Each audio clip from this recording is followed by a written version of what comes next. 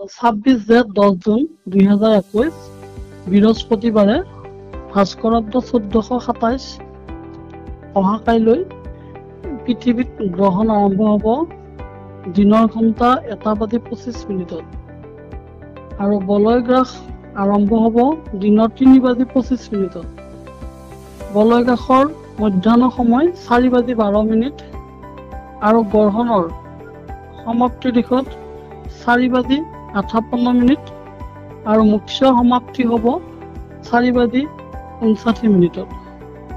ভাৰতত আংশিক দৃষ্টি পৰাৰ কাৰণে আমি এটাই 1:25 পৰা 4:59 এই ৰন্ধন আৰু খোৱা লোৱা এই ক্ষেত্ৰত বন্ধ কৰিলে কিছু শুভকাৰক হ'ব।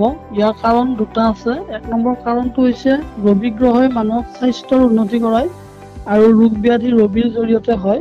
সেইকাৰণতে আমি খাদ্য নাখাই থাকিলে দুটা কাৰণত শুভ হ'ব, স্বাস্থ্যৰ ক্ষেত্ৰত আৰু আয়ুসৰ ক্ষেত্ৰত কিছু শুভকাৰক হ'ব।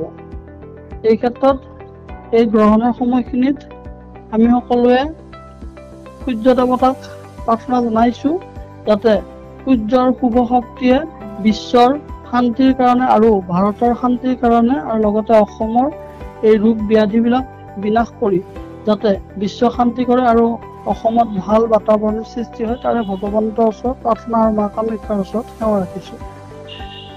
নমস্কাৰ।